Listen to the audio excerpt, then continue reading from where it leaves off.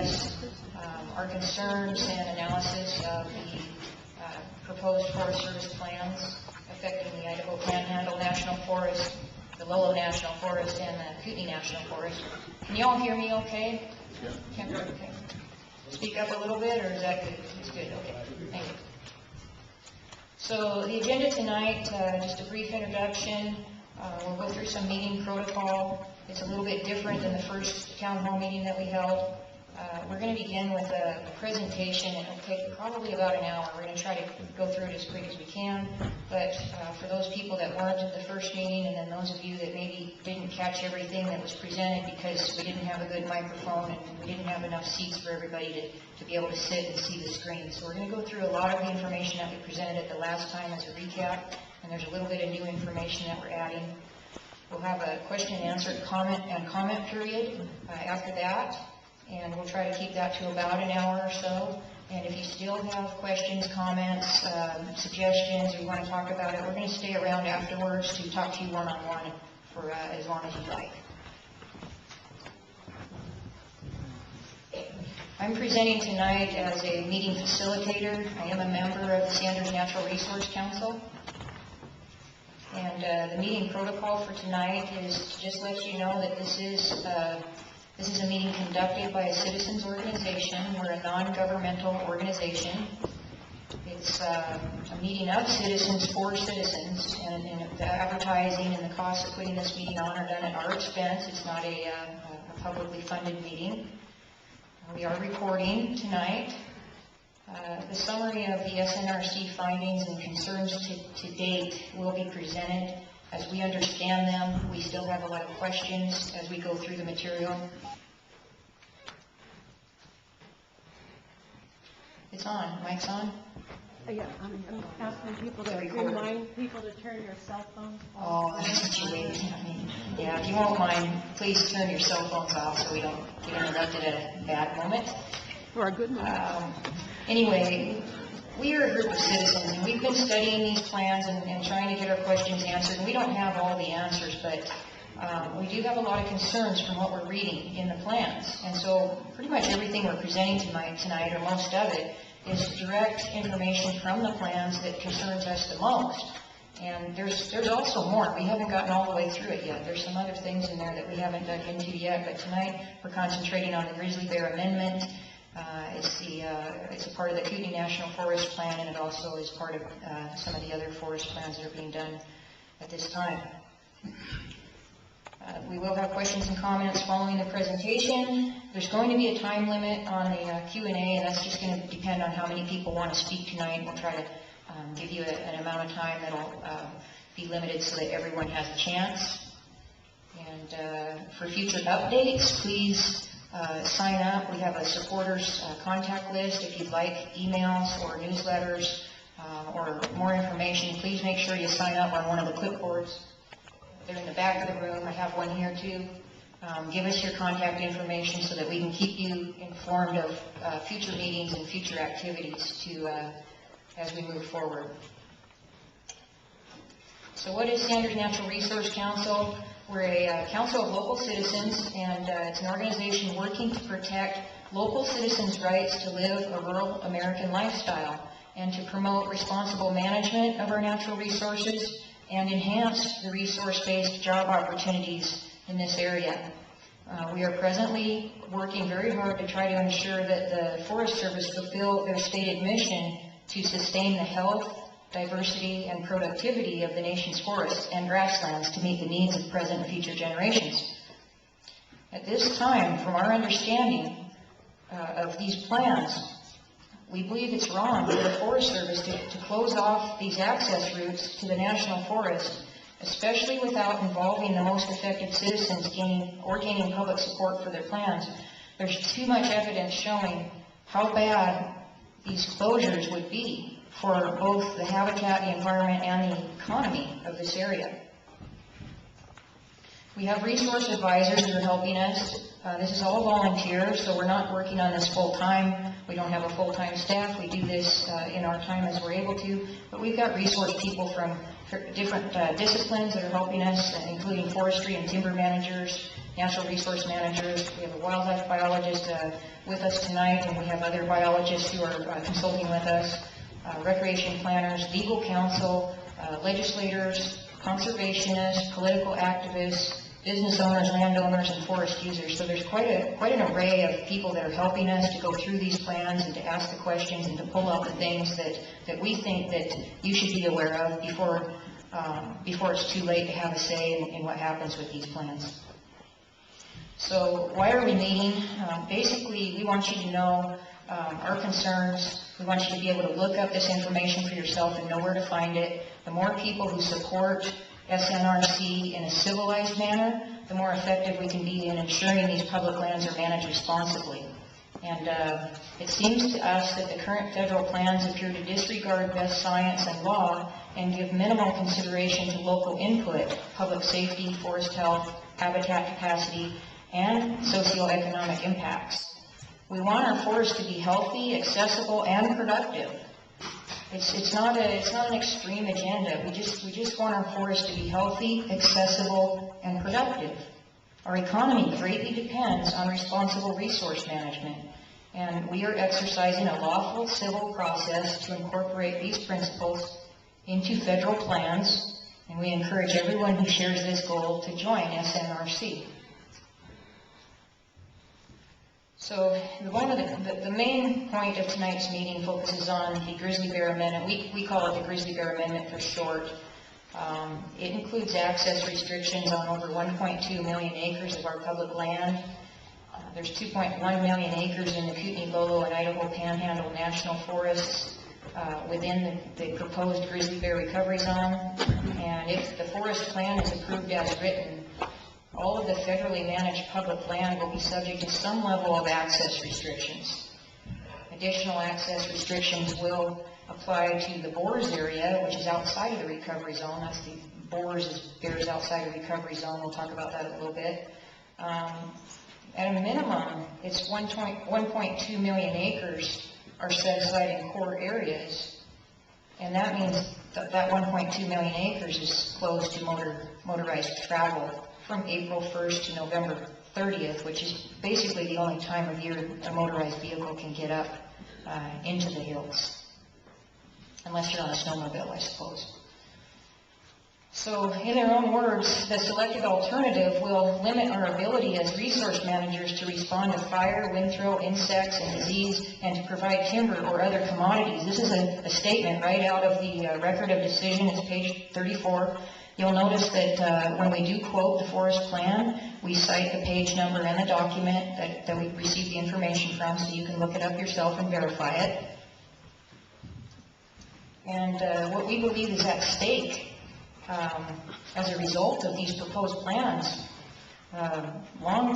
negative long-term impacts to our regional, social, economic, and environmental resources, meaning decreased access and harvest of our natural resources, decreased ability to use and enjoy our public lands, loss of jobs and resource-based industries, loss of funding for schools and roads, decreased public health and safety, decreased private property values and rights, and less freedom to live and work here.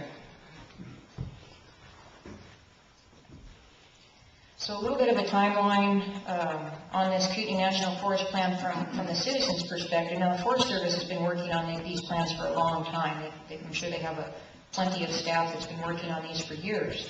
But on January 3rd, 2012, the Forest Service announced the release of the Kootenai National Forest Draft Plan for public review and comment. Now, how many of you heard about this plan on January 3rd or around then, that it was available for public comment? Just raise your hand. Anybody? Okay, a few people. Okay. Probably the reason most of you didn't hear about it is because the notice was put in the newspaper in Kalispell, Coeur d'Alene, and Missoula. Those are the newspapers that the Forest Service says they were required to post in, so those are the newspapers they posted in. So Standard Natural Resource Council asked to meet with the Forest Service to discuss these plans, and our first meeting was established on the date of April 5th. That was our first coordination meeting. Coordination is an important term that Chairman Ron Olfert will get into in a little bit, but this is an official meeting, and this is where We received CDs with the draft plan, which includes several documents totaling over 1,200 pages, and several zoning maps covering millions of acres. And it was a lot of material to try to get through. And the comment deadline was actually on April 5th, the day that most of us received those plans. We did ask for an extension so we have more time to review the material and ask questions and get those answered. And on May 7th, the public comment period closed. So we didn't have time to have another meeting to ask our questions or to learn more about these plans before that public comment period was closed. So what we had to do, what you had to do, is submit your comments by May 7th in order to have your comments entered on the record for these plans.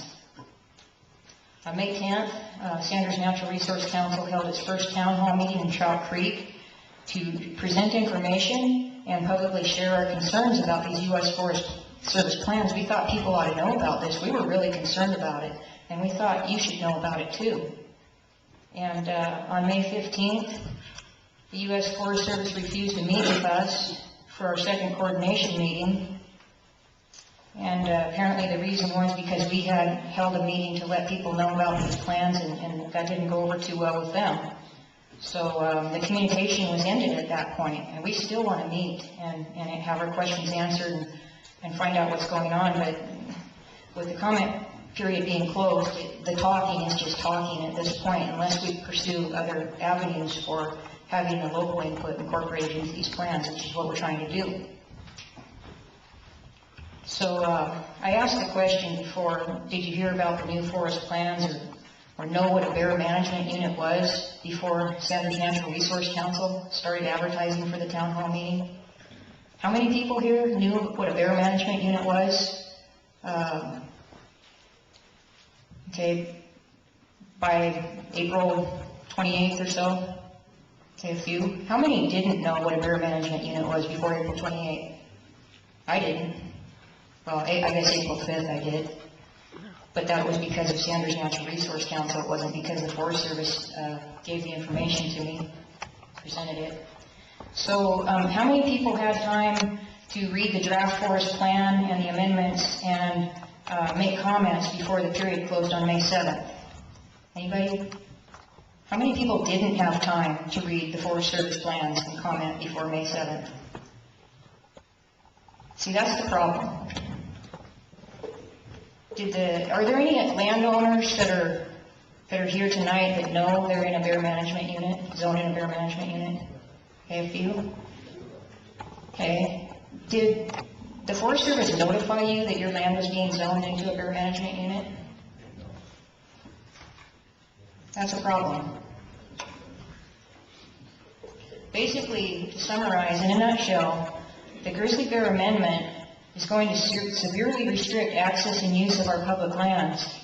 It may also affect private property located within or adjacent to those federal bear management units, those zones. We don't have the answers, and there's nothing very specific that answers our concerns in writing. Just rhetoric, like this flyer that someone was handing out outside that says everything is false, but there's no name on it. We don't know who produced this, and no references are cited that shows where in the documents they're getting this information that says we're wrong.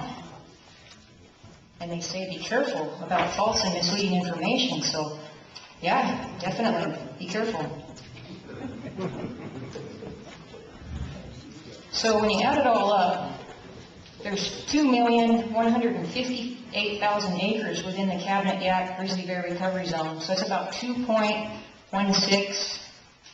You can round that up to 2.2. The plan says, and this is a quote, the total area within the recovery zones on the 3 national forests, including state and private inholdings, is as follows. And there they are. 1.189 million acres within the Kootenai National Forest. 163,000 acres within the Lolo National Forest, and that's right here around Thompson Falls.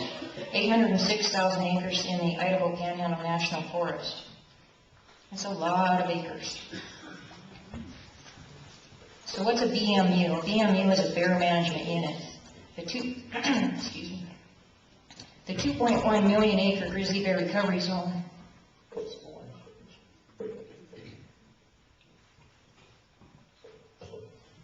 That 2.1 million acres is divided into areas called bear management units.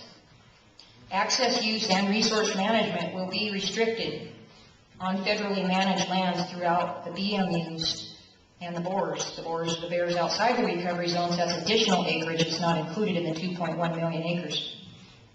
I haven't seen anything, I haven't added up how many acres are in the BORs yet, but it's a fairly large area too. Not as big as the 2.1 million acres, but it's a lot of acres. So when you do the math, you know, the record of decision says 55% up to 80% of each bear management unit will be zoned as core area. And when you multiply that by 2.1 million acres, it equates to 1.16 million acres of core area. And the decision says no motorized routes may be used in the core areas from April 1 through November 30th. So that's a lot of acres that are going to be off limits to motorized use. And the plan doesn't identify where those core areas are.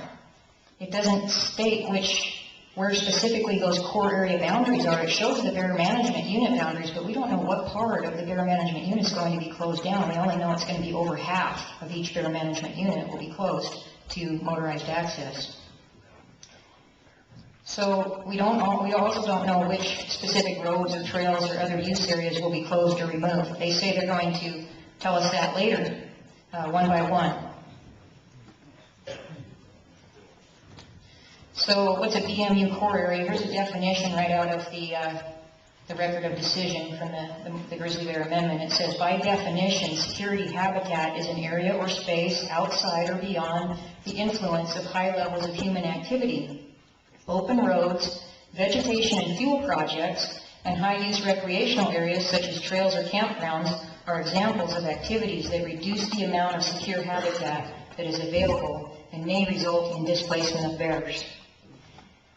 And the vegetation and fuel projects terminology, that's basically forest management practices such as logging and thinning and brushing and those kinds of things.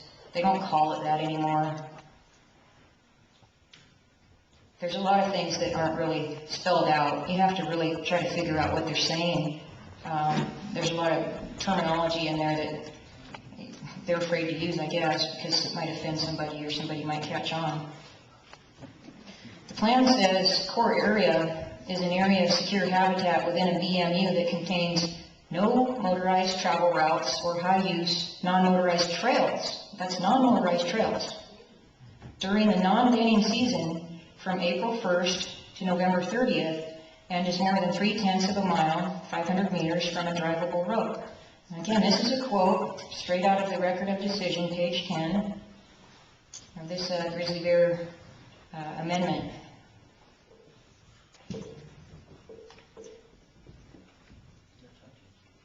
This flyer says something like, nothing's going to change. There are no plans for major changes in forest management. I guess you can decide. So here's the map. Kootenai National Forest, total BMU acreage is 1.189 million acres. More than half of the Kootenai National Forest. The bear management units are the purple area. The gold is private land, and then there's a brown tone you can see in there that's the private land that's within those bear management units. This is a close-up of a map. Now this is the data that we got from the Forest Service mapping, and we overlaid the private property onto it to see was private property included in this and affected. And you can see there is private property in there, that brown area, all those brown areas. It's private land that's overlaid by the purple, by the BMU areas. And we haven't got an answer to our question about why is private property included in those BMU areas, and why weren't the landowners notified about it, and what does it mean?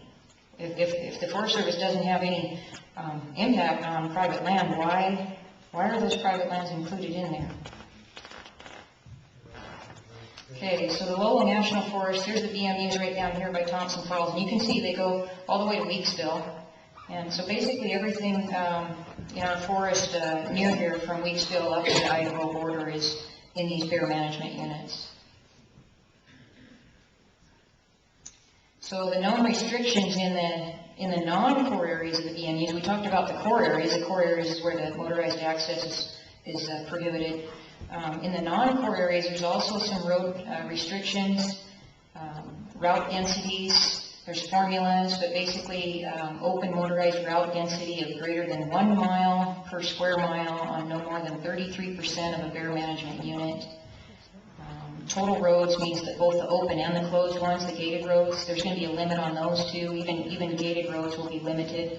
So we don't know how many roads are going to be closed. We don't know how many are going to be totally removed. I understand roads are being removed right now, and they have been for the last 25 years. We've been seeing less and less roads in our forest, and some of them are being obliterated. Others are just being gated. Some are open. So the borders areas are interesting too, because this is the affected land beyond the grizzly bear recovery zone. And the plan says Alternative E updated also sets linear miles of open and total road standards for areas outside the recovery zones that are experiencing recurring use by grizzly bears. So outside the recovery zone, there's also linear miles of open road and total road standards, which means limitations on how many miles of road you can have in those areas as well. So here's a map with the borders areas, just so you can see. The BMUs are outlined in the dark red, and the diagonally hatched areas, those are the borders areas, bears outside the recover zone. So it looks like several thousand more acres. I don't know exactly how many. Don't have that number here. But then a close-up of that, you can see in this area, it's basically from Trout Creek up through Heron, that hatched area that's to the south and west of those little towns. That's bears outside the recovery zone, so there'll be some road restrictions in those areas too. So here's a couple statements about the borders areas. No increase in permanent open road on national forest lands above the baseline conditions identified. And then no net permanent increases of total roads. And the language in the plan, again, this is quoted off page 10 of the record decision. The first bullet item there says that this applies to, there wouldn't be any increase in permanent roads on National Forest Service lands. You see that? The next statement didn't say on National Forest Service lands. It didn't specify that. So we're wondering, was that a typo, or is that going to apply to other roads? And how many road closures? This is from the Record of Decision's final environmental impact statement. There's a table in there which is pretty interesting, but this is excerpts pulled from that. The two alternatives primarily being weighed out are called E and D, or E modified or D modified. But when you look at it, E has 278 total miles of decreases in roads, and D has 2,222 miles of decreases in roads. And of course D is the worst. D is the one that the environmental groups are suing the Forest Service. They want that. E is the one the Forest Service has proposed, 278 miles, which, you know, compared to 2,222, it doesn't sound that bad, but what about compared to none? I mean, 278 miles of our forest roads is a lot of miles of our roads. I mean, those of you that use those forest roads, you might only go 10, 15, 20 miles, and you're way out there. So a 20-mile road, to take that away, that's a lot of access being taken away. So what's been lost already? Now, this plan will have limits on what's out there now, but they've already been implementing this for years. Since 1987, we've been losing the roads. So here's a statement out of the Record of Decision. The core area has increased in the two recovery zones by about 390,000 acres from the days of maximum road construction and use to conditions in 2009. This equates to more than an 11 and an 18% increase in the core area in the Selkirk and Cabinet Gap recovery zones, respectively, since implementation of habitat security measures began in the late 1980s. So slowly, well, we're not really paying too much attention. We've been losing our access. So the unanswered questions, these are a few. The map shows the federal BMU zones, but where will the closed core areas be located specifically? And which roads and trails and campgrounds will be closed or obliterated? And will any new roads or trails ever be allowed to access the forest in the future? And this statement here makes me think it doesn't look too good, because the quote is, with this decision, the ability to provide new public access use periods on restricted road systems within the recovery zones will no longer be available on the Kootenai, Lolo, or Idaho Panhandle National Forests. Our next presenter is Paul Fielder. He's a wildlife biologist, and he's a member of NSRC, and he's going to talk about some of the biology aspects and also some of the economic implications that he's been looking into. Paul?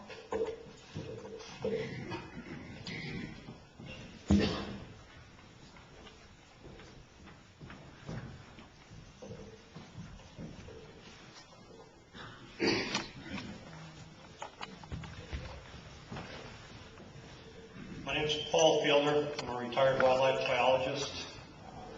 I worked 31 years as a wildlife biologist before I retired. Got a master's degree in wildlife biology. After the last meeting, somebody said that they never heard of me. You know, there's some of you people out there I never heard of either. So I brought some of my credentials over here afterwards if people want to look and see if I'm really who I say I am. But, my role with the Sanders Natural Resource Council is to try to provide some biological perspective on the different plans and what's being used to drive some of the land management decisions. Wildlife basically it relates to habitat that they use, and habitat preference, what areas they're using and what areas they're not using, often drives a lot of management plans. And why do grizzly bears use some areas? Well, it's a big animal. You know, it's 400, 600 pounds. They have to eat a lot. They have to eat essentially a year's worth of food in a half a year. So they're going to go where the food is. You know, the Forest Service or the U.S. Fish and Wildlife Service Grizzly Bear Recovery Plan says that grizzly bears are trying to survive their high food needs, and they'll go where they can to meet their food requirements. What I see as I go through the information, and when I say information, I'm looking at Forest Service plans, I'm looking at records of decision. The Forest Service plans and the record of decision by the Forest Service are trying to adhere to guidelines which are sent down by the U.S. Fish and Wildlife Service, which has the Grizzly Bear Recovery Plan as their tool that they're driving. The Grizzly Bear Recovery Plan is more or less overseen and modified and addressed through the Interagency Grizzly Bear Committee. So there's not one agency which is driving everything. Everything's very interconnected and interwoven. I always try to say that it's not fair to gang up on one agency, such as ganging up on the Forest Service. They're given directives by the U.S. Fish and Wildlife Service to meet the Endangered Species Act to try to recover grizzly bears. And it's just a matter of how you go about trying to reach that objective, and that's what the Forest Service is trying to do. Some information is being emphasized an awful lot. The information that's being emphasized a lot, and which seems to be driving management plans, is that grizzly bears don't use areas near roads. So the idea is to try to close down access for people and try to close down road systems within the Forest Service. The information that I'm finding in those same reports, which are being referenced, and the same literature cited in the back of those reports, is that food availability and habitat selection is not a driving force in these grizzly bear recovery plans within our national forest system.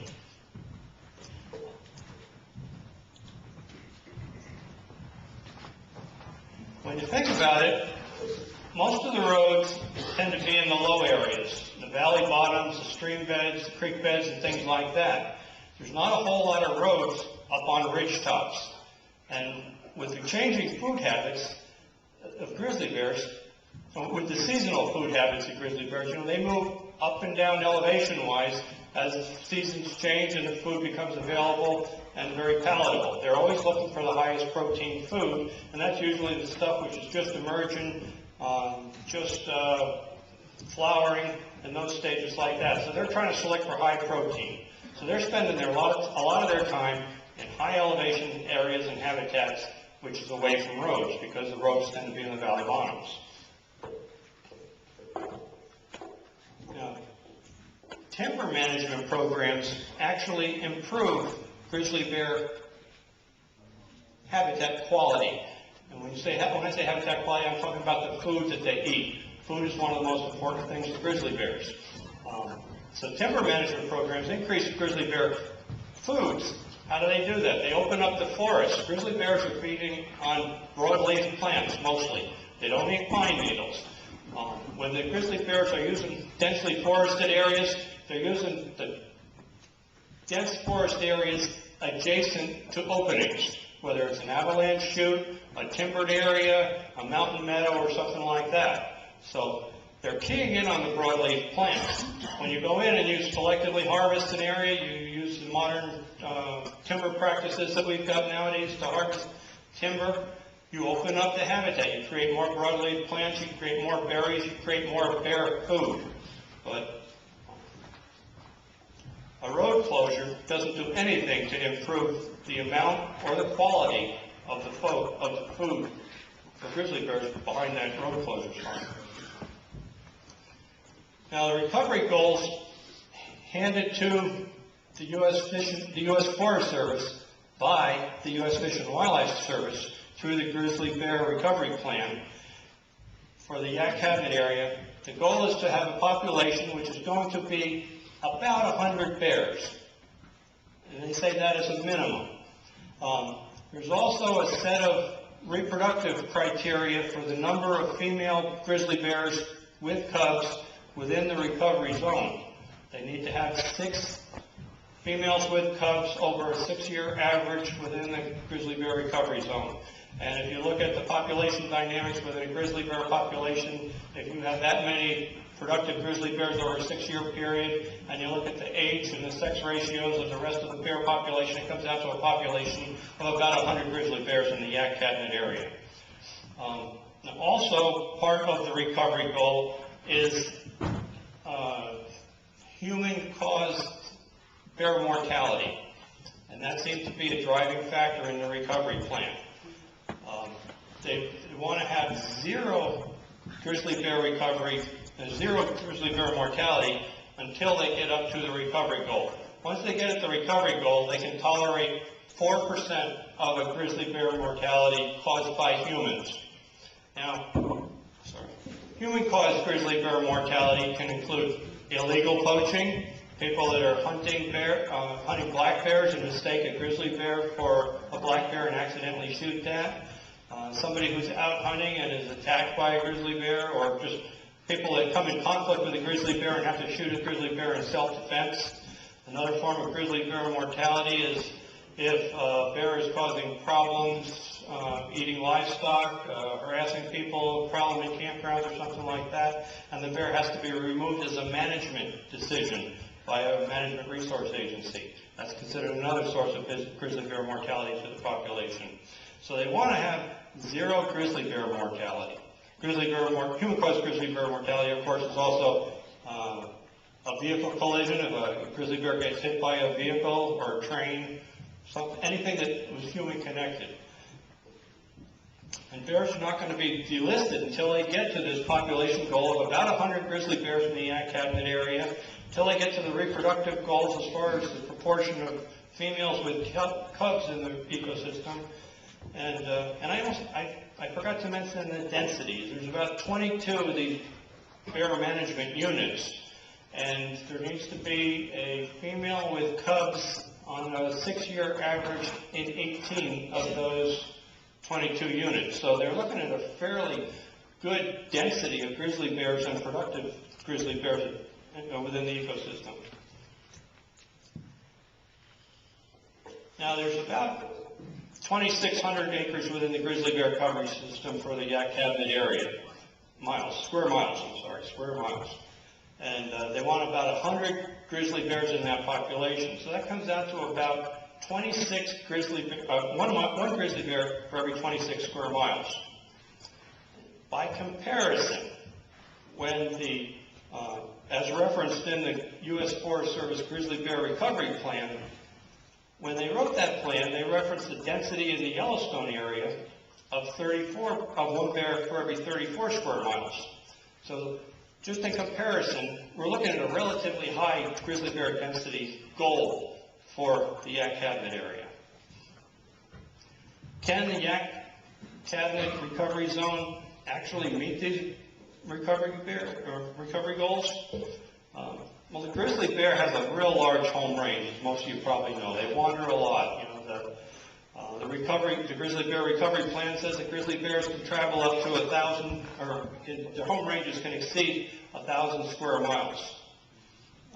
They travel a lot, and we've got a relatively small area in this Yak Cabinet area. It's divided into a couple of subunits there, and it's fragmented, meaning that it's divided by roads and it's broken up. And if you're trying to have a density of one bear for every 26 square miles in a small, fragmented, broken up area, and still try to achieve 0 or at the most 4% mortality from human interactions, those grizzly bears, they just don't behave themselves that well. They're going to wander around, they're going to get into trouble, and will never reach this mortality goal, much less the grizzly bear density goal. Grizzly bear density is there's a lot to biology, and grizzly bears, once they get to be about 2 years old and the female is ready to reproduce another, again, they kick out the cubs that have been with the female for 2 years, and those cubs have got to go find their own place to live. And those, well, they're not cubs by that time, but as they're dispersing from the female, they're the smallest bears out in that ecosystem all by themselves all of a sudden. And male grizzly bears are a good form of mortality to younger bears, smaller bears.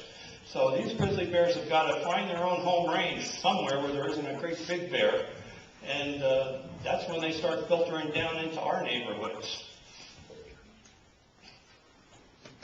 So it's my opinion, based on what I've read, based on talking with other people that have been involved in the grizzly bear issue here, at least one other very good biologist who does not live in Sanders County, by the way, they think that this goal is too high. We will never reach this goal in this small, fragmented ecosystem.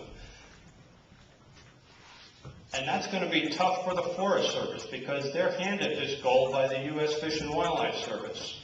So, you know, one of the goals would try to be to work with the Forest Service to try to negotiate with the people that are setting the criteria to try to come up with some other delisting goals or other management goals and recommendations or targets to work towards, which are probably more achievable for our ecosystem.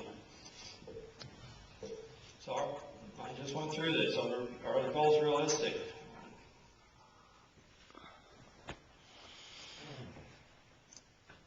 Probably be pretty tough. And we're going to talk about timber suitability a little bit. There's about 2,200 acres in the Kootenai National, 2.2 million acres in the Kootenai National Forest. And of that, just under 800,000 of it is considered suitable timber acreage. Now this is from Table 6 in the Kootenai National Forest Draft Environmental Impact Statement.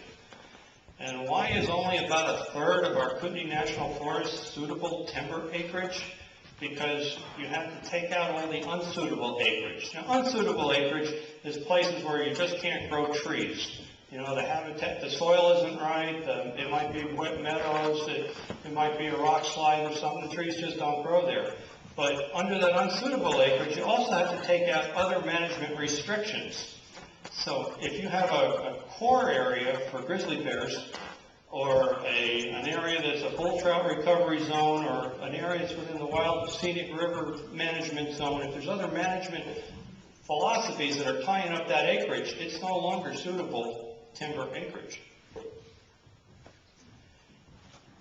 Timber suitability. In one of our meetings, Paul Bradford, the forest supervisor for the Kootenai, he said that you just can't not grow trees on the Kootenai. It's a very productive forest. There's 400 million board feet of timber that shows up every year just from growing there. So we've got a very productive forest, and it's got a lot of potential. The Secretary of Agriculture is the one that signs off on what part of that forest is suitable timber. Now, the Secretary of Agriculture gets a lot of input from a lot of people. A lot of people are working on reports and giving him those recommendations, but that one man eventually signs off on this amount of our forest is suitable. I'm moving right along. So areas with wildlife concerns or fish concerns or wild and scenic river concerns is not considered as timber suitability in the timber suitability access.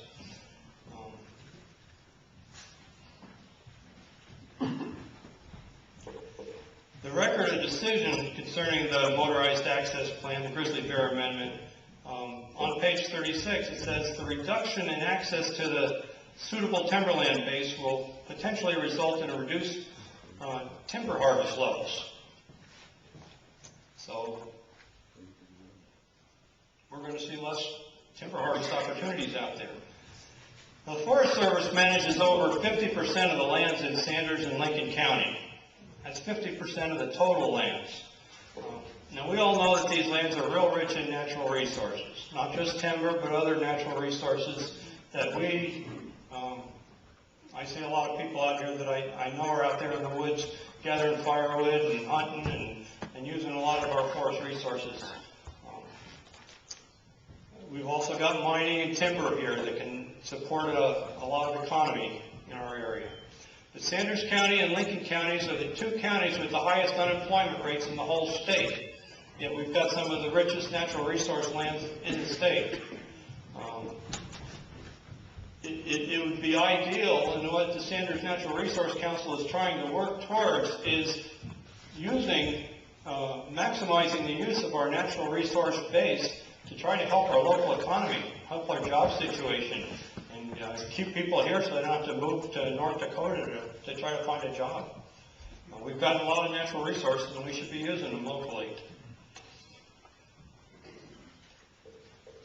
This is from page 35 in the record of decision. There's several different alternatives in there, and the selected alternative is expected to have lower negative impacts than the alternative D. Alternative D is the one that several environmental groups are pushing for. But still, it's going to have lower negative impacts. It's not going to have positive impacts on our local economy. Of the alternatives, because it would close the most roads, alternative D, modified, has the potential for the largest negative impact on the social environment and the area's economy, thereby causing the largest reduction in employment and income in the local communities surrounding the recovery zone. We don't want D, but the alternative, the preferred alternative for the Forest Service isn't D. But the preferred alternative is still going to close some portion of our roads with access to our natural resources and utilization of those resources.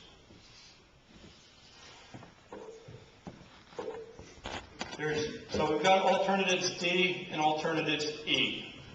Alternative E is the preferred alternative.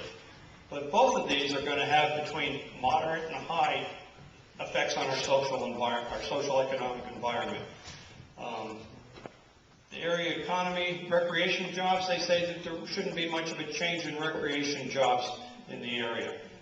One of the alternatives will cause a decrease in recreation jobs. The area economy, timber jobs, and income, we're going to see a decrease from either of those alternatives, no matter what we get. It's just a matter of how much of a decrease we're going to get. That's from the final environmental impact statement, page III.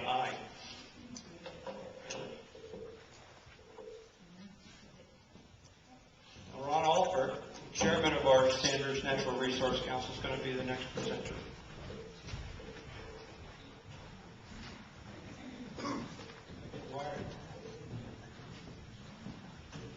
Thank you.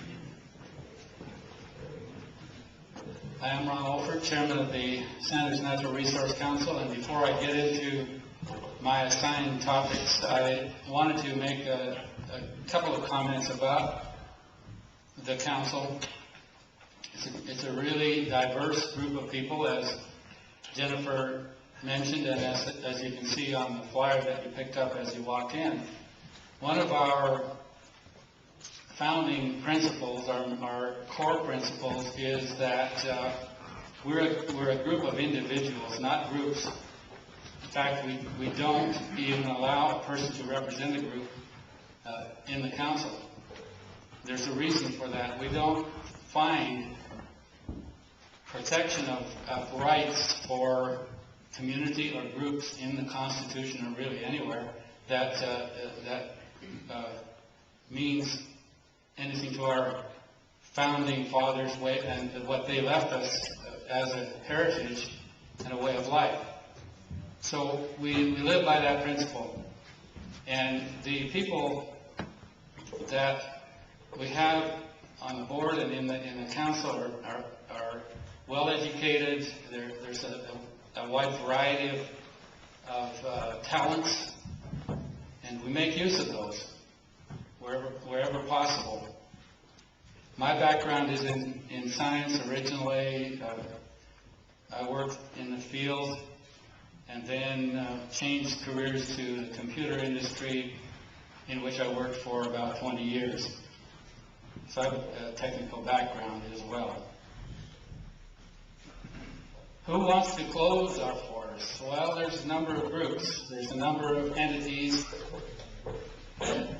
If you've ever read, and I have, a document called Agenda 21, you will see it in there. You will see the agenda of closing our forests, closing access to forests. The Interagency Grizzly Bear Committee is something that I will talk about in quite a bit of detail a little bit later. The Natural Resource Defense Council, the Alliance for the Wild Rockies, they're from New York. The NRDC is from New York City, by the way, and they are involved in our forest here. Alliance for the Wild Rockies, the Lands Council, Save Our Cabin, Selkirk Conservation Alliance, to name a few. The IGBC, that's an acronym that I want to embed in your minds because it is the force behind what we're talking about tonight, the Grizzly Bear Amendment. The Interagency Grizzly Bear Committee. What's it composed of? Why is it significant? Here's the 37-year history of the IGBC. We've only heard about it for a few years. Prior to the IGBC being formed, the Endangered Species Act was passed, and the grizzly bear was listed as a threatened species. But at the same time as it was listed, there began the development of the IGBC guidelines. And the official formation of the IGBC was done in 1983. The final version of their guidelines was written in 1986, and then from 86 to now, they've had meetings and furthered their agenda, which is outlined in the guidelines.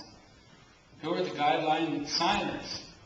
Now, this is a large group and a very powerful, widespread group of departments. U.S. Department of Agriculture, U.S. Department of Interior, the state of Idaho, the state of Montana, the state of Wyoming, and the state of Washington.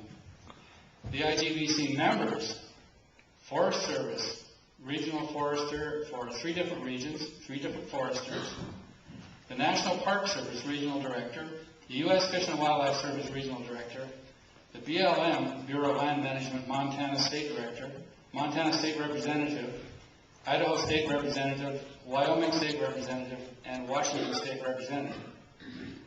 Why am I bringing this up?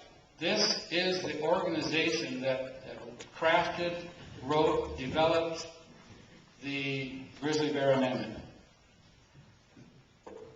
And you'll see that in the record. You see that reference in the record of decision. However, it's not too desirable to talk about it very much.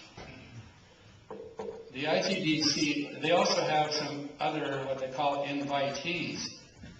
The Bureau of Indian Affairs and British Columbia representative, and Alberta, Canada representatives. So it's really an international organization.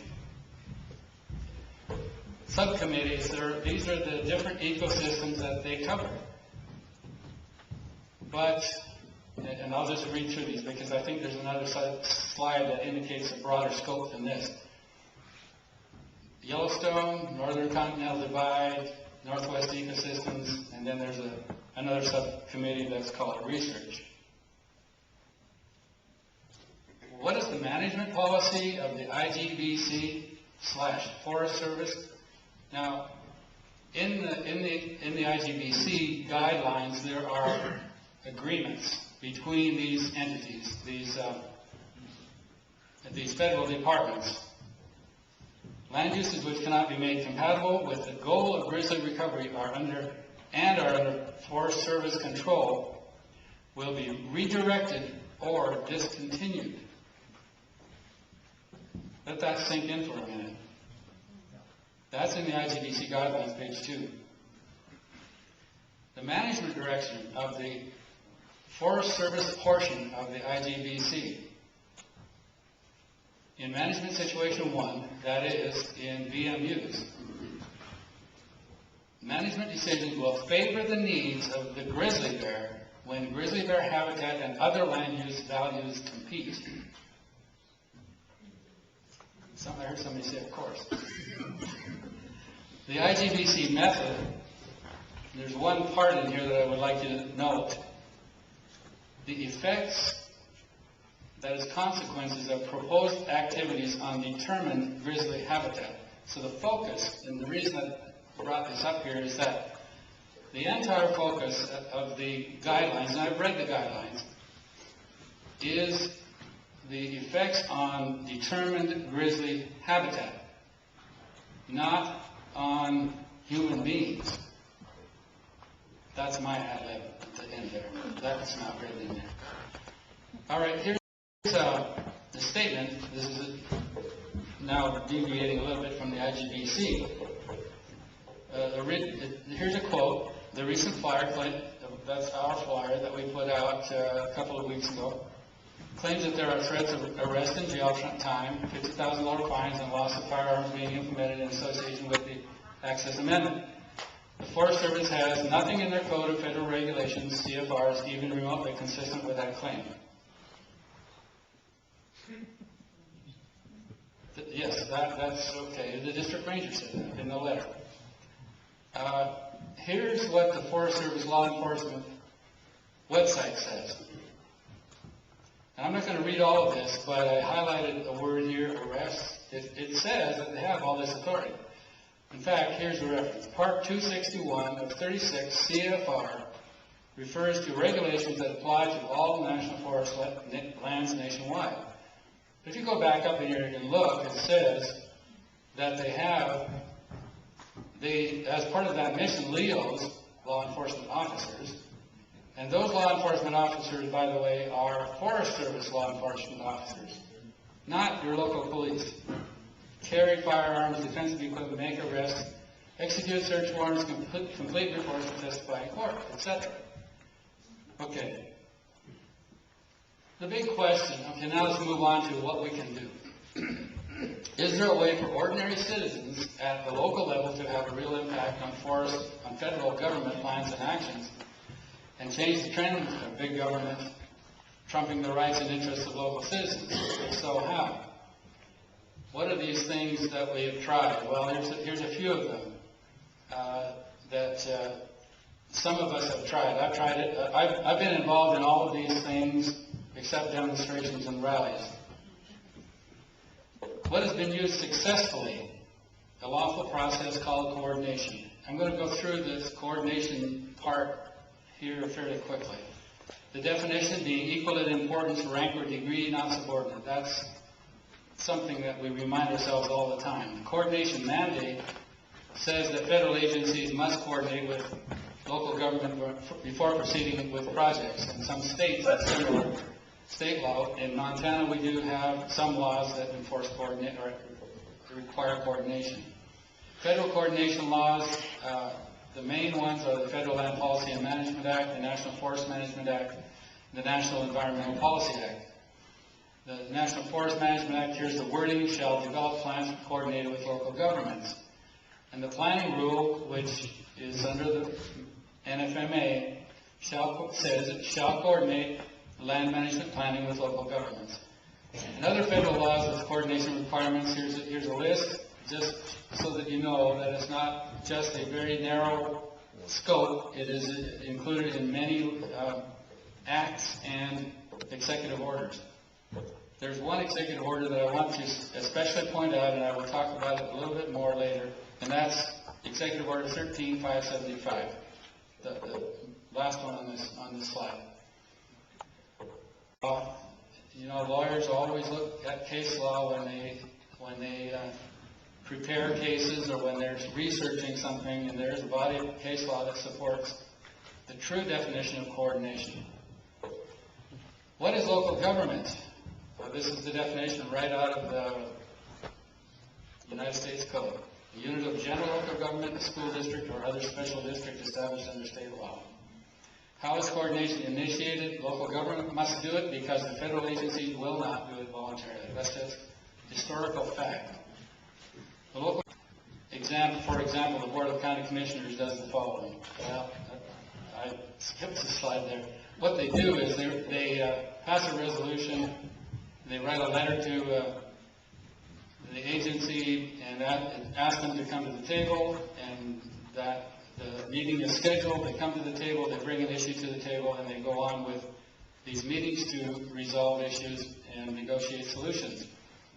It's a very simple process, but it is not easy because it's very open-ended and there's a lot of different things that you discuss and avenues that you can go down.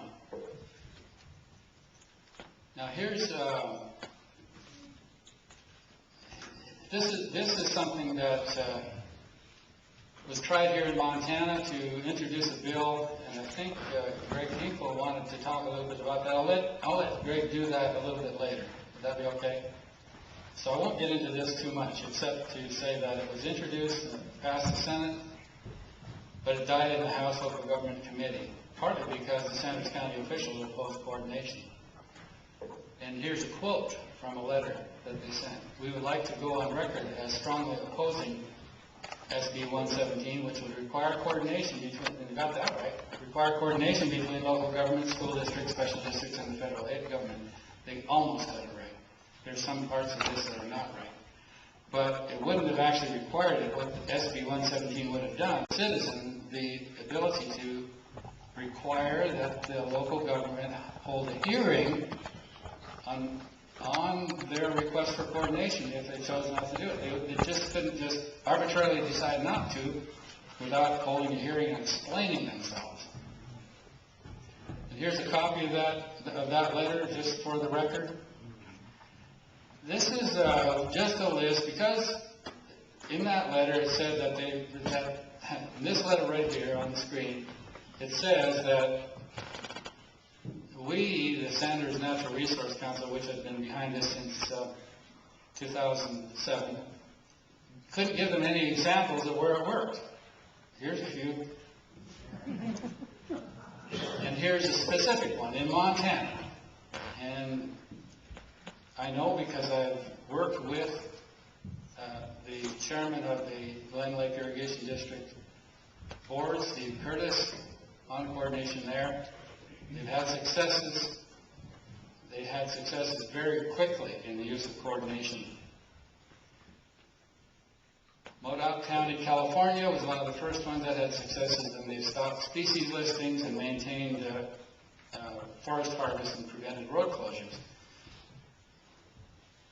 In Owyhee County, Idaho, which was the first one really to develop the methodology, the process of coordination, kept 126 ranchers in business, which would have been out of business by the use of coordination. Coordination helped with that, forced Idaho Power to keep their power lines on public lands rather than take private land by eminent domain, which is what they wanted to do because it was cheaper and easier for them. But the only county in Idaho that was able to force the power line onto public lands was Owyhee County, and they were the only county that initiated coordination. All the other counties had the power line on private land. In Texas, how many of you have heard of the NAFTA superhighway? Yeah, lots of you have heard of the NAFTA superhighway. That was big news.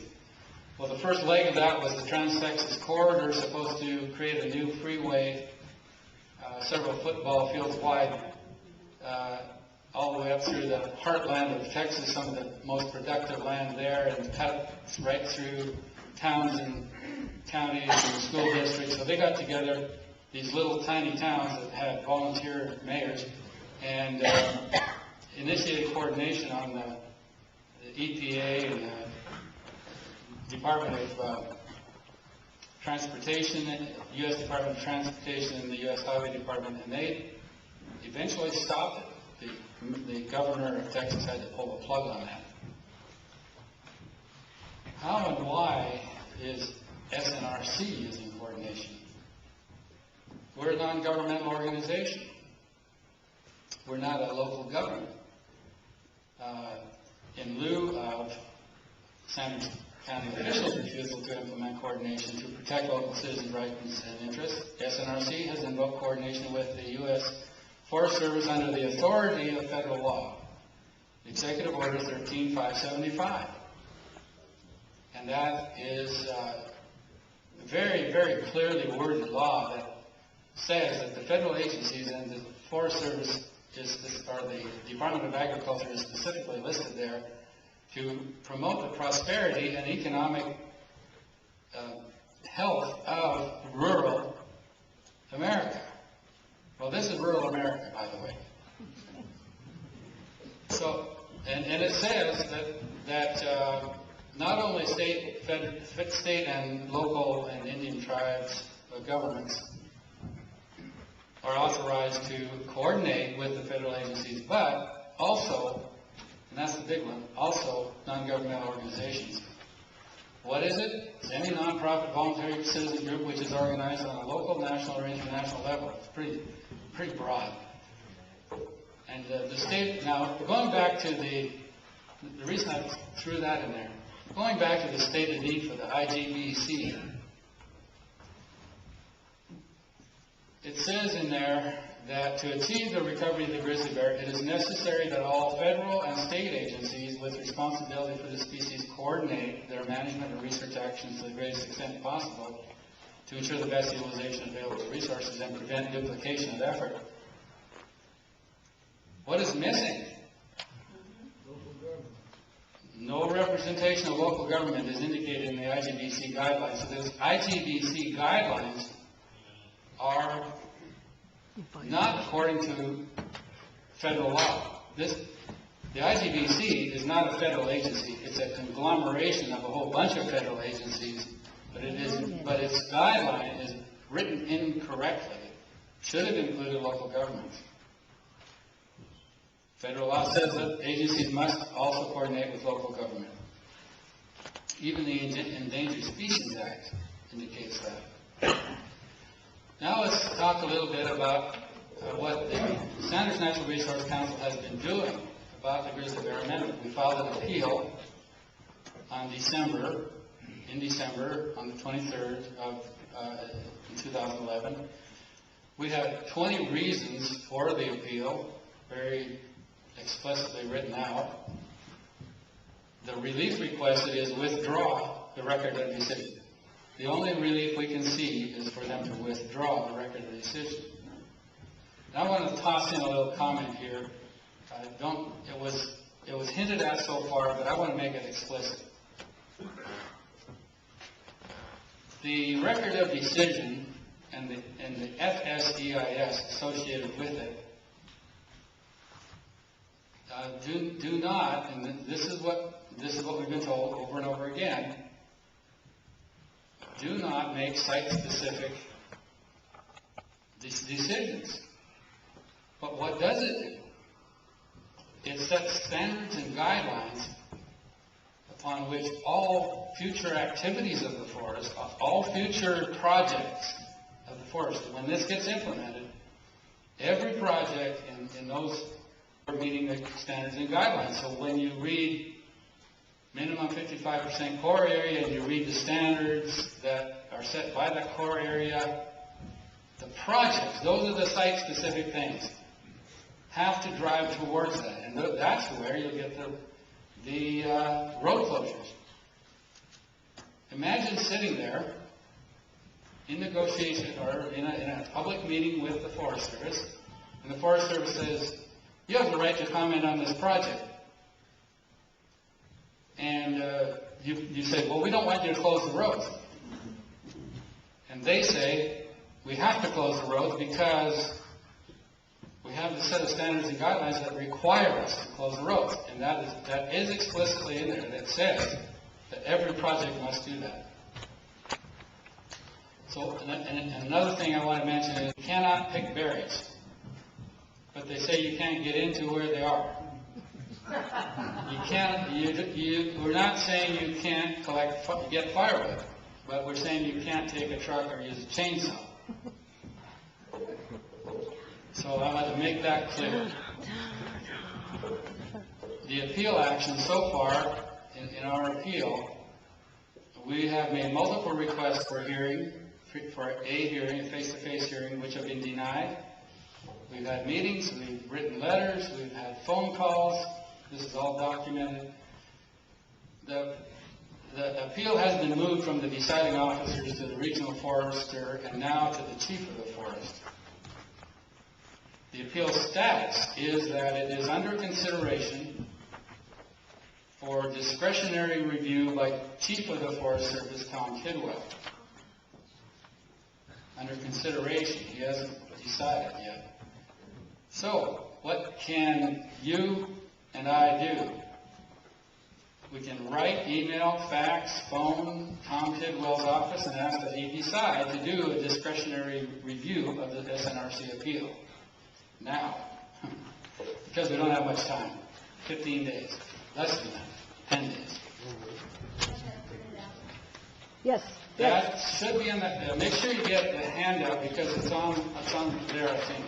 Page 2, top of page 2. Yeah. Here's how you do it. This is the contact information. You don't need to read that. And you can also help us pay expenses of bringing this information. If you can, put something into the donation bucket. I think this is where Jennifer takes over.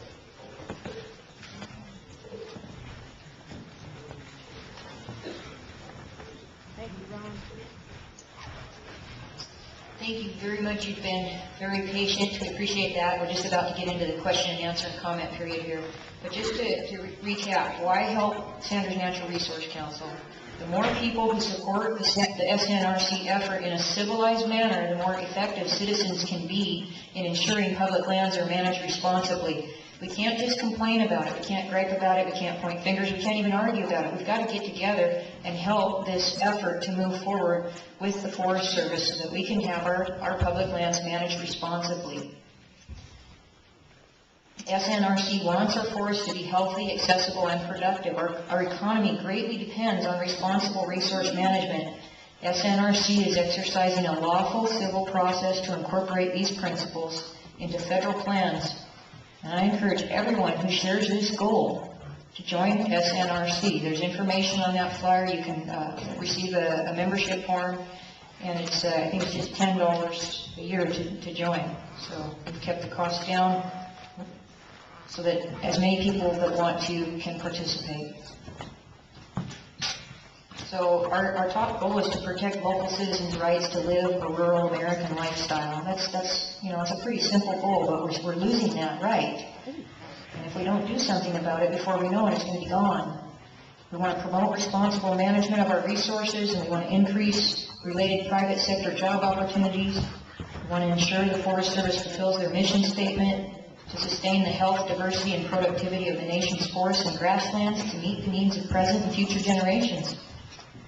And we believe it's wrong for the Forest Service to make these decisions about our public lands without involving the most affected citizens or gaining public support for their plans. There are other ways besides the ways that they're recommending in their plan. There are other ways, and there are resources here that can help them find those ways. We'd like to do that. We need to do that. So to help SNRC again, help us coordinate and stand up for the rights and interests of local citizens. Provide your name and contact information on one of our sign-up sheets. We'll keep you informed of what's going on with future actions and activities, and notify you of future meetings, hearings, and other ways you can help. And it seems like maybe the public pressure might be beginning to help a little bit. If anyone saw the ad in the paper, now we have an ad in the Sanders County paper. And the Forest Service is going to hold an open house and informational meeting next Tuesday, June 12th, right here in this room. So I think we should all plan on attending that. And we can talk to the staff there. They say they'll be available to discuss ongoing projects and plans. And now you've got a lot more background information. So when you talk to them, you can ask specific questions and get the answers to your questions, and look in the document. It's available on the website. And another public notice appeared in the newspaper. This is nice. They're going to open a few roads for firewood gathering. That's great. We'd like to see this direction continue. But we have a long way to go. We have a long way to go. So, again, the most important thing you can do right now is contact the Forest Service Chief, Tom Tidwell, and ask for a complete repeal of the Grizzly Bear Access Amendment now. I mean, we were given a 15-day window about 5 days ago, so you've got to get that request into him immediately, within the next few days. And if we do that, and he hears from enough people, he's going to start looking into it. He's going to start asking, what's going on here? Next we have Senator Hinkle, microphone grid, the little recorder anyway.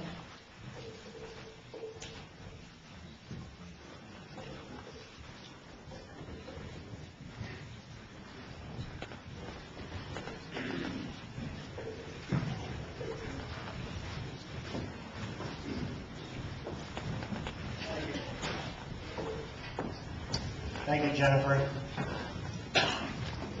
Now you can see part of the protocol that we're going to do here for this question and answer period, but I hope you enjoyed the pictures of the grizzly bears that were up there. I took those photographs. It was a beautiful animal, it really was. And he was a distance of, at times, less than 30 feet away from me. And I tried to get him to look at me, and he wouldn't look at me, so I yelled at him. I said, "Hey, Mr. Bear!" He just kept right on grazing on the grass, just like a cow. It was the coolest thing you ever saw. This animal was absolutely gorgeous. I yelled at him twice.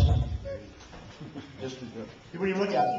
So the best picture I could get to the front of him was when he was grazing there just a few feet away from me.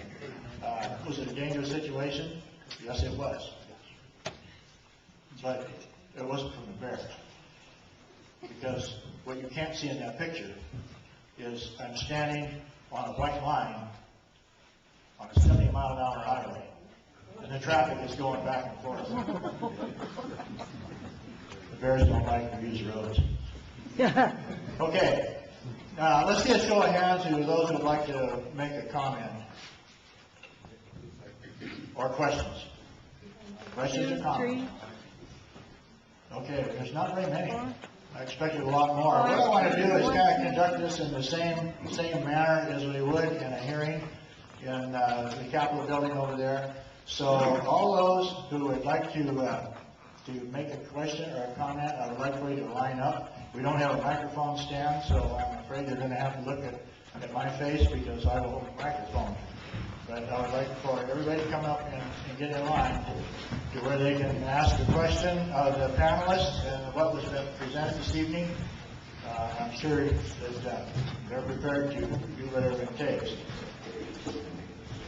And if you have a question, somebody behind you, if somebody in front of you has asked a question, then please don't ask it again because it's just a repeat and it's that way. What I'd like you to do also is to state your name before you ask your question and make your comment. I'll hold the microphone. I'm your microphone. Name and town. Good evening. My name is Ben Storms. I'm from Flathead County. My question, I believe, would be for Mr. Olford. is it possible and or helpful for another NGO to join forces with the SNRC in your requests for these coordination meetings? Yes, it would be helpful. We have precedent for Possible and possible, like that was the possible. Can two NGOs be co-signers of this coordination request? I And I don't know if I'm stating it right. Yes, I believe it is possible. It's not very common, but the reason that I say it's possible is that we have precedent for several different local government entities doing exactly that, and there's nothing in federal acts, laws, or regulations that say it can't be done. So it would seem to me that it could very easily be done, as in a coalition of several groups. Right. Thank you. I'm Ron Brown from Yak City, and I was just wondering if there was a better way that we could get the Forest Service going back to meetings to where that you've got a group meeting instead of an open house. The way that they've done that, they prevented us from having a meeting of the minds when we have a meeting. They break us up into open house, and nobody really gets a good feel of what the whole populace of the concerned members have on their minds. And if there's any ideas on how to get them back into those meetings, because I participated in meetings in the Yak over a few years, and they decided that there was too much resistance to what they wanted to get. And are the documents going to be made available to the public on that website? Definitely. That would be the purpose for the website, would be to make these larger documents available that are difficult to send out by email and other means. Has anyone offered to help you create a website?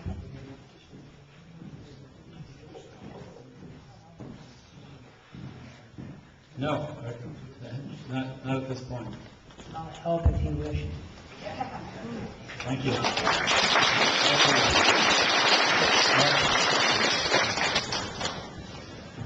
I'm Steve Curtis from Eureka. I'm the guy that Ron referenced a little while ago. I've been chairman of the board of Glen Lake Irrigation District for a long time. As an elected official, I've never gotten paid a penny to do that. We discovered that the process of coordination through local government was the only actual voice that the people had. This is not a political issue. It's simply a way that you, the people, we, the people, can have our voices heard. It's an opportunity that provides the ability for people to sit at the table with the government on a government-to-government basis. It's the only opportunity that there is, period, on planet Earth today. I've pioneered the coordination process in Lincoln County, and to try to expand that opportunity and that process to more people throughout the county of Lincoln, I'm running for county commissioner. I was one of the two finalists, will be on the ballot in November, and basically by that, to expand the ability not only through our local government of the Glen Lake Irrigation District, but to provide the opportunity for more people. And I encourage and I support each of you who are supporting the Sanders County Natural Resource Council. Ron and I have traveled a lot of miles together. I've been invited to speak in Austin, Texas, Denver, Colorado, Seattle, all over the country. I've flown and traveled. Ron has been there with me on most of these occasions. We have never selfishly done this for ourselves. It has gained us nothing. But through our efforts, through the efforts of you folks who are involved here, it provides the opportunity for every single person in Sanders County to have more freedoms, more private property rights. And these folks, Senator Hinkle, the panel up there, boy, do not be discouraged by the naysayers who have tried to make this issue of it becoming a political agenda to further their position politically. This is a stand that these people are making unselfishly. And they've committed so much time, they get $0 for it. And it's the only thing that you folks have that's going to continually, in the future, provide you an opportunity. I'm Sid Pass, Senior Director on the Board of Directors for 660 outfitters in the state. I also am the defendant of the longest grizzly bear prosecution in Sanders County. I was up on the mountain, real briefly. I was on the mountain with two guys with primitive weapons. The bear charged from behind, had me down 3 times. These gentlemen ended up killing the bear with bow and arrows. We called it in immediately. We did everything by procedure, by forest plan, by orders. We called the responsible people. They came out, investigated at midnight, took us back up the mountain. I guess my point is that I hunted them Forest Service manuals for months, till 5 in the morning. And one observation I had, and I was amazed to see that nothing has changed. Every word I read is about the rights of the bear. I couldn't find one sentence about the rights of the attacked. The victims that are human have no rights in those forest manuals. I see now the Cabinet Grizzly Bear Committee was formed up of the states. And it kind of coincidental that I had another issue with the Forest Service last year, cited into federal court for my cattle running in grizzly bear terrain, or Zone 1. And they took me to federal court, or cited me in. And I got that brushed away when I called them and told them, you got the wrong guy, I've never owned a cow. But in the meantime, I had a friend in Washington, D.C. I called, and they investigated the Forest Service in Trout Creek and Missoula for depriving me of my state rights to open range if I had owned a cow. And the response to the FBI was from the Forest Service that we do not adhere to any state laws due to eminent domain. The federal government claims they have taken ownership of all this public land in the states. And I have the letter, and I'll bring a copy and show these people up here. I have one last comment. I don't know who this clown was, mouthing off, but for 30 years, 30 years, I have read federal forest plans. I've wrote a forest policy for the Forest Service in my position that the outfitters is still in effect. And I know one thing. These people would not have a part of this up on that screen tonight without thousands of hours of research. Thank you. Amen.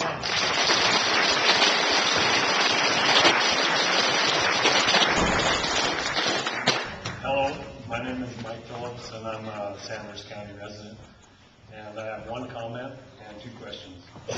My comment is, currently, I am still a landowner in a Borers area.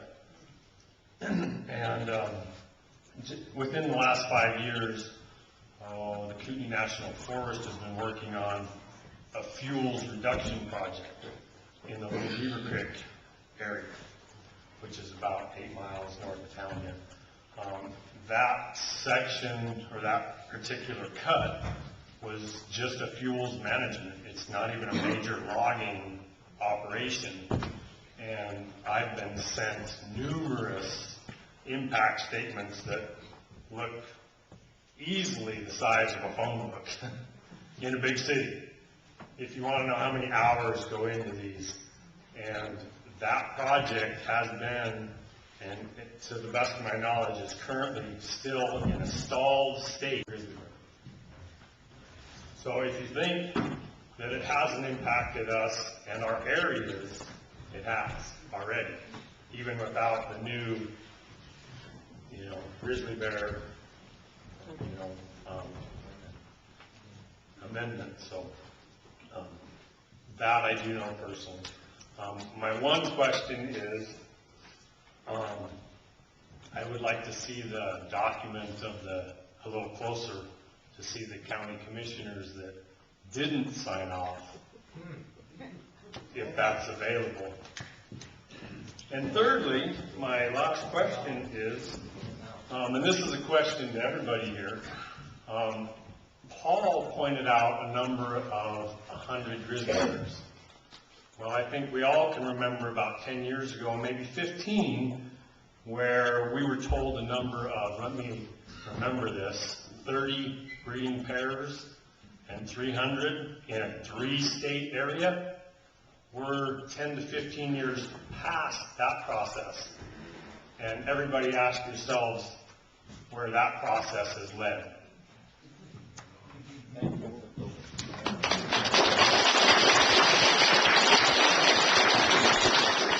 Greg, I just want a clarification. When you mentioned 300 breeding pairs and 300 individuals, you were talking about wolves, correct?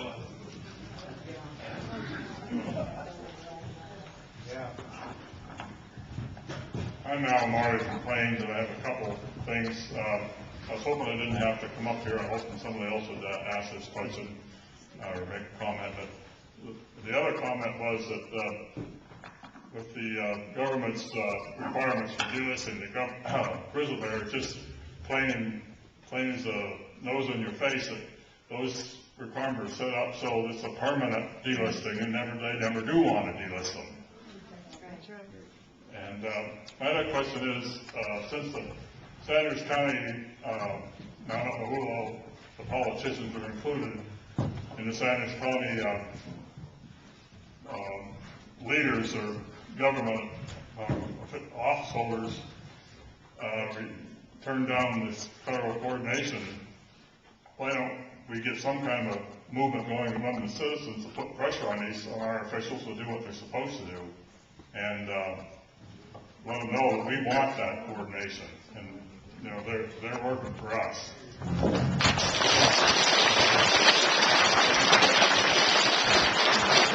Maybe I should respond a little bit to that comment about Senate Bill 117, the coordination bill. That bill is, I carried it in the last session, and when I was in the Senate hearings, those that testified in favor of the bill, and I can't recall how many there were, it was quite a few, but a comment was, and you can look this back up in the records, that there was a concurrent comment that was made that was the most significant jobs and economy bill that hit the legislature that session. And when Senate leadership understood the ramifications of it, why it flew through the Senate on a vote of 28 to 22, which was the way most of the votes went last session, which was a partisan vote. I mean, the Republicans voted for the bill and the Democrats voted against it. In essence, the bill, where it started is the state of Arizona has passed it. And when I had the bill drafted, it was basically worded like the Arizona, except it was changed to fit the state of Montana. And through the process and talking to different people over there, I realized that there was other changes had to be made, and there were some changes made in it which took out school districts and cities were removed from the bill where they had the ability to coordinate, where actually in federal law they do, but the cities, they didn't want to have them in, and there was no real big bone of contention with me, so I said, fine, we'll just amend the bill out. There was no mandate in the bill where it's going to cost the counties any money, except for the 44-cent stamp or whatever it is to mail the coordination letter to the appropriate agencies. Yeah, it would take in their time to do so, but I believed at the time, and I still do, that it was cost effective to spend that kind of time because it would help us bring jobs and boost our economy in Sanders County. And we all know our unemployment rate, the same as Lincoln County, they got the same problem, and we're sitting here in one of the wealthiest areas of the country. And so that's a little bit about the background of that bill, and I do know, folks, it's coming up again next session. There's a lot of people out there that really, truly realize the importance of this coordination issue. I've talked to other county commissioners from around the state, and they are getting behind this thing, and it'll be in the legislature, and hopefully we'll see what happens. But maybe we'll get to the point where people can, work on this thing and work with their local officials and get this thing going, and maybe we can get some work back here. That was the intent of that bill. Senator Hinkle, just a moment. Is the letter up on the screen now? Okay, if you want to look this up, this is a photocopy from a letter signed on January 31st, 2011. It was addressed to the Senate local government, or the local government committee at the legislature. And it's signed by all three of our present county commissioners, Carol Brooker, Anthony Cox, Glenn Majera, as well as county treasurer, the treasurer, Carol Turk, and the clerk and recorder and elections administrator, Janine Robbins.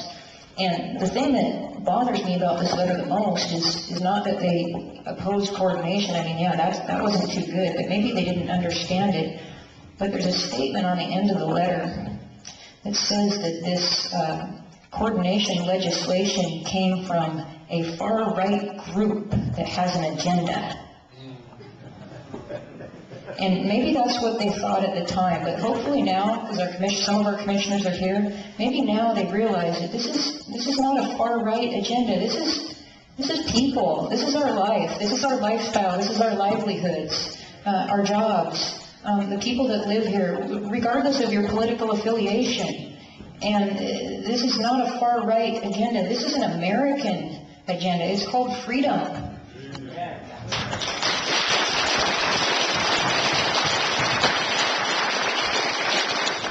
I'm Jerry Messing. I live in around Thompson Falls here. We've got several pieces of property around. One of them's in Drought Creek, and it's near the dump up there. And in the summertime, I do get some grizzly bears that come wandering through. And I've been told that it may be in the future that I may not even be able to go into my own 350 acres up there. And I'm not in that zone, but I'm right adjacent to it. So that doesn't sound too good to me. And then one more thing, it seems to me like we're dealing mostly with a situation of just plain out of control public servants. And this is another example that I have. I have a piece of property in Plains, or near Plains, off Henry Creek Road. It's just 3 miles off 200. And in 1908, President Roosevelt sold that 80 acres to a woman named Blaisdell in Hollywood, California. She never saw it. And she did have some guy put a road in from the property down to Henry Creek, which runs right along the creek. Then later, they gave the property that the road was on, and Roosevelt, by the way, didn't own it. Neither did the United States. It just happened to be there like a cloud going over here, you know.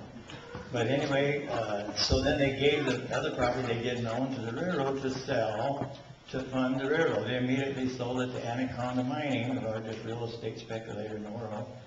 And this is about 1908, 1910. So in 1931, Anaconda sold the property that contained my road back to the United States Forest Service. Well, that's great. So the road's still there. It's fine. I come and go now. A guy named Gore come along and donated a whole bunch of gates to gate off all the forest roads. So they ran around and they decided since that was the road that went through the forest, that's going to be a forest road. So they slapped a gate up at Henry Creek, put a lock on it, can't go in. So after many, many times of going back and forth and saying, hey, that's my road, I got to get in, this is my property, and then to read in the paper by the ranger, the very ranger that denied me the accesses, that, oh, the law says you can't deny access. I mean, that's kind of gets my blood going a little bit. Well, you can get access. If you go home tonight, you get to your driveway and you find a gate across it, it's locked, you have two alternatives, either walk around it, pull it down, or go down to the sheriff's department and find out what's going on. So they may say, like this situation, you have a form here that you have to fill out. It's called Form 16-7770-15/83. So you have to go in there and you have to give your name, your address, your city, your phone number, why you're going in the property, what you're going to do on your property, and then you got a gate numbers you got to put in there, and is it a Grizzly management area, yes or no, and then date you're going in, you got to come back by 4 p.m. down the ranger station Plain and give them the key. That'd be neat if you had to do that here, you know, and get that done here every time you go in and out. Okay, you can't take anybody with you. You can only take your own vehicle. And you can't, okay, now it says please leave on the back. Now, this is just a couple of minor details here. It says you gotta close and lock the gate after you enter, and you have to return the key by 4 p.m., okay? Only the vehicle and the person designated on permit will be allowed in the closure area, and only for the purpose designated. And it says the permitted vehicle may not be used for any hunting purpose. I only got 80 acres there, and it's loaded with elk, but anyway. I cannot give rights to hunters. I cannot remove any killed animals by that road off my own property. I can't herd, scout for game while in the closure area. I cannot cut wood, even I'm in there, even when a wood permit is issued. Any violation of the above conditions will be the ground for immediate termination of permit, will lead to prosecution under 36 CFR 261.54. That's your $50,000 fine. Yep. So you have it. And I'm still fighting this, and it's been going on since 2005. And the latest thing is now what they've said is, well, you can't have that road there because it's in a riparian area. There's no creek, there's no river except for Henry Creek, and that's a riparian area, and all the roads follow creeks and rivers. Every road around here has got a creek behind it as a name. And so now they said you're gonna have to go straight up the mountain to get to your property. Because I can't go along the riparian area because the EPA says I can't put dust and dirt and stuff that might wash down into this riparian area, and it's not a riparian area, it's just like what's right outside here. But this is what you have when you get out of control public servants, and it really annoys me when they come and put it in the paper that, oh, the law says we can't lock you out, and I'm locked out for 7 years, and they're telling me I can't be. Well, everybody else says they can't do that. Well, I'm here to tell you they're doing it. It's locked right now.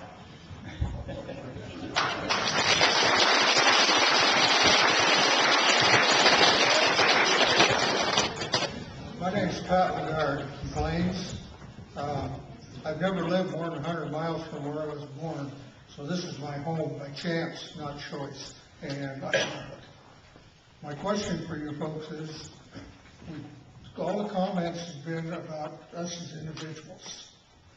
I'm curious about other entities, like Avista, MRL, Bonneville, all the big power companies, Yellowstone Pipeline. How does this affect them? Or are they getting a special cut out of the deal? I'll take a stab at answering at least a part of that. The one situation that I'm aware of is with Revette Minerals.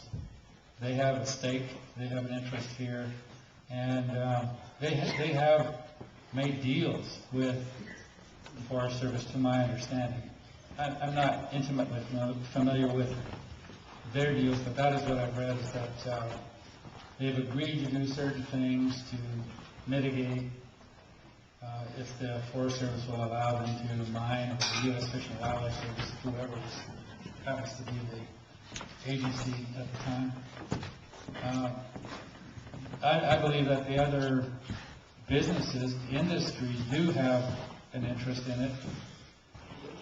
They don't really like to, from my understanding anyway, that they don't like to attain a public image or profile, so they would rather do things behind the scenes.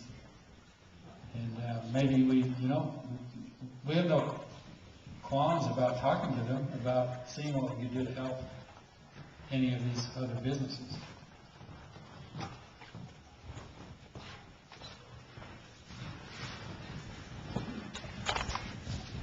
My name is Bruce Hudd. I'm a retiree. I'm a resident of Sanders County. I first became, and I have no political ambitions. I first became acquainted with the area 30 years ago, where I was a guest of the Forest Service at Trout Creek. It made such an indelible impression on me that I came back here to retire, and I've been here for about 6 months. Big differences in those 30 years. 30 years ago, there were 3 mills that weren't running 24/7 in this town. One of my friends from Missoula moved up here for a job. You can imagine that, moved from Missoula to Trout Creek for a job. The other one was the Troy mines that were operating and showed state-of-the-art mining operations. We took a tour, we were very impressed. Both of those industries brought millions of dollars into this community. Virtually none of that's available now. Okay. All I can say is that while the forest, streams, the people are as great as they always were, we're seeing this being done to us right now. We're being closed down every little bit. And one thing I did learn in my interim time away from here, 20 years as a federal, civil servant,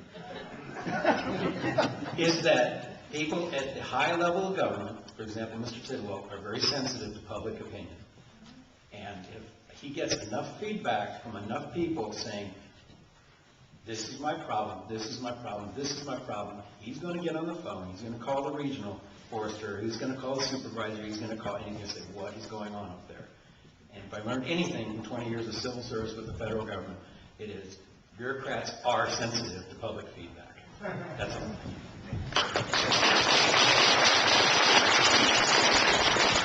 I'm Carol Brooker. I'm your county commissioner. I did sign that letter.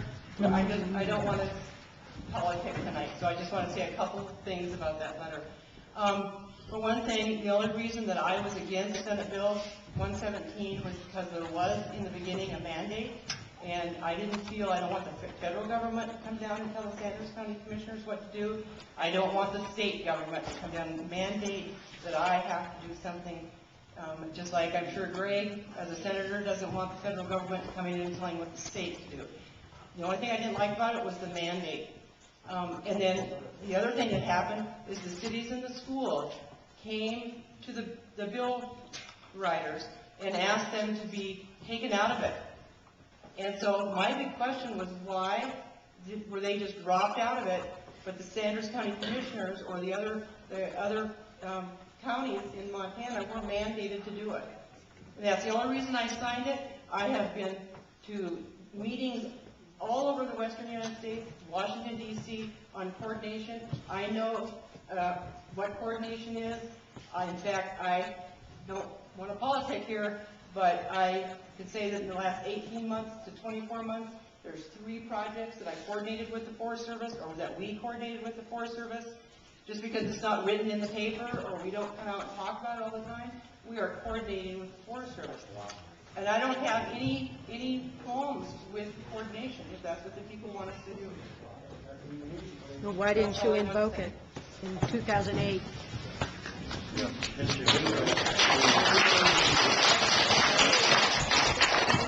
We've been very disillusioned here, and we've been put on a separate set of tracks here, and I'd like to disabuse a few things that are taking part here. One of which is that this whole program has not one damn thing to do with the grizzly bear. It has all to do with the United Nations Agenda 21. Right. That the federal government, or a cretin association such as the United Nations, gives one good damn about any of the animals in the forest, then I would have you explain to me why they love the wolves.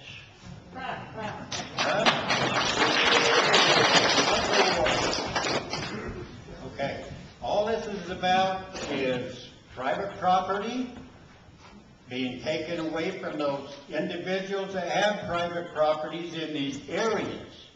These come under the plaintiff and the name from the United Nations as biospheres. This is a worldwide agenda. It's not just Sanders County.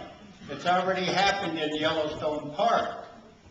They're not going to allow you or anybody here to live in certain areas around the periphery of any of these biospheres that are set up. And once they're set up, they're never, ever, ever going to be accessible again. And you've got to understand that. It's not about the damn bear. They could care less about the bears. Doesn't matter. See? It's a big misunderstanding about public lands. They belong to us. We are the citizenry of the United States. It does not belong to the United States Forest Service or to the federal government. It belongs to we the people. Amen.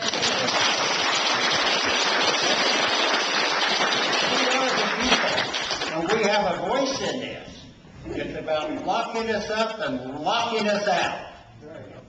You're gonna be putting you right over here, and damn well you're gonna better stay where we're gonna put you.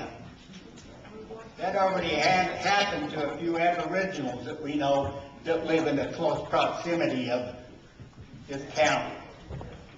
See? That's what it's all about. It's about governmental control. And I'm not afraid to speak about government encroachment on my private individual rights. Right. And then when this deal is done, they're going to say, you don't have any place to hunt anymore. So what are they going to go after next? Your Second Amendment rights. And your First Amendment rights are going to go down to 2 first, because you're going to shut your damn mouths so you can't complain and say a damn thing about anything. And then they'll take your Second Amendment rights away so you can't defend yourself. Now that's the road you're heading down. Doesn't have a damn thing to do with the bear.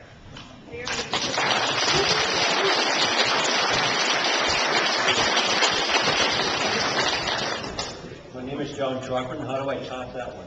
I'm not running for public office, but there's a question that I believe has been missed, and I'd like to ask the question.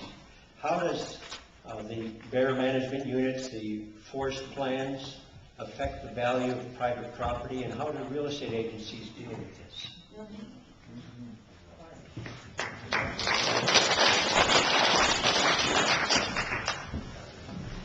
Well, I guess I'm going to answer that question. I don't know. That is a question that I know the SNRC would like to ask the Forest Service if they would get back into a comment period, or we sit down with them, is how does this affect those of you who have property that's been included in a BMU, Bear Management Unit, and if you were to sell that property and the person you sell it to does not know the consequences of the restrictions that could be placed on that piece of property, somewhere down in the future, you enter into the disclosure issue, and that could create problems not only for the property owner, but also for if a realtor was involved in that whole scenario. So really, we don't know how that will turn out. So, but it is a serious issue. It needs to be discussed. Greg asked if anybody wants to buy 8 acres cheap. Jerry Shively. Back in 1988, when this Grizzly Bear project started in Cabinet Yak, I was one of the members on the Cabinet Yak Advisory Group. I stayed on that. We haven't had a meeting for 2 or 3 years now, because they just want us to keep us under the thumb. Most of their data supporting road closures is based on data from 2 bears from the hours of 6 o'clock in the morning until 10 o'clock in the morning. This is based on telemetry collars. They would fly over the bear between 6 and 10 in the morning. And the bear at that time was usually farther than 500 yards from a road. Fine. So bears don't use anything within 500 yards of a road. They fly the same bear twice, 2 days in a row. He's crossed 5 or 6 roads, but he's still 500 yards away from a road. What he did when they weren't flying, this doesn't count. We don't count this. They want to base their stuff on the best available science. That was the best available science they had at the time. Now they have new telemetry collars. They're put on. They last for a year, maybe a little longer. The rivets dynamite, for lack of a better term. They explode or disintegrate. At a set time. They can put it on and tell you the exact day it's going to come off. They fly over, find it, go in, pick it up, and it shows where that bear has been every hour of the day for as long as that collar's been on. The data that come out in the Swan Valley grizzly bears are coming out. They're down in town, right around the houses all summer long. Nobody sees them. They're using the areas around buildings. They're using the areas around roads. It is completely destroying their best available science from 30 years ago. It's gone. Kate Kendall with her hair snagging project has found that there's a triple amount of bears in the North Continental Divide system. Triple over their highest estimate. When they started the Cabinet Yak, when they started quoting numbers, 90 to 120 bears, they knew they could get their recovery goal in the North Continental Divide. They knew they could get it in Yellowstone. Cabinet Yak, nothing but job security for bear biologists. That's all it's ever been. That's all it's ever going to be. If they go on the best available science, carrying capacity of the land, it's be done. But we're never going to live to see it.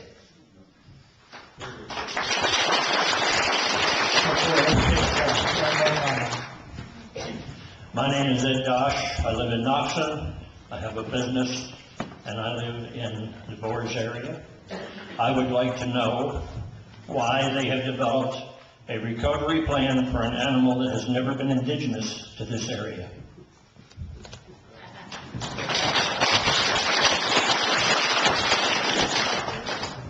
Is that a rhetorical question? Maybe one thing that wasn't explained tonight on the Borge areas, and in relation to the IGBC, the Interagency Grizzly Bear Committee, and their 5-year plan, which ends in 2014. The Borge areas where you saw the hatch marks on the south side of the Clark Fork River and also up in the upper Flathead, those, in their plan, they want to include that in the corridor that runs down through, from the Cabinet Yak down through the Bitterroot. It's stated in in fact, I have a copy of it here, and I know they do up there, of the, like I say, the 5-year plan. So, the folks that live on the south side of the Clark Fork River can expect to see this come within, on their property within 2 years, or within, up to the end of 2014, because that's the plan that's on it. They've been incrementing this thing 5 years at a time as it goes along. And one last comment again on this Senate Bill 117. You're not going to see that next session with the same number. All the bills get a different number as they go around, so you won't see it in that regard. But that bill, after it passed the Senate, it went over to the House, and it sat in the House for the rest of the session. It could have been brought out at any time if the support would have been behind it from other local leaders. That bill would have come out, would have went out and got out of the House, would have passed the House. Whether or not the governor would have signed it under the conditions of the last session, I have no idea. But there was plenty of time to get it out there anyway. Yes, you can make one comment. One thing I want people to think, that people should think about, these conservation easements. These conservation easements are another, another way to take this land. They get you into the easement, you can't do anything with the land, it runs in perpetuity. Sooner or later, they're going to come in and say, that's part of these roadless areas that make the interconnecting corridors that go from one spot to another. So be real cautious, because they don't present it that way, you'll never hear from them. But it's again, part of Agenda 21. 15 seconds. My name is Ben Storms. I just lost the county commissioner position in the primary up in Flathead County. My whole campaign was based on coordination. The real fact of the matter is that coordination is unconstitutional because the whole Department of Agriculture is unconstitutional. To that gentleman that stood up here and talked about, it's all about this gentleman back here who stood up and talked about what it is. But it's the only tool we've got to try to do something.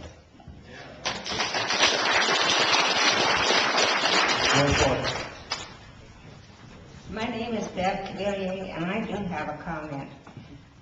this is an election year. These people that have been elected go for their own agenda, not what the people want. Vote them out. Put new ones in that is going to worry about the people and not their own agenda. Vote for the Constitution of the United States of America.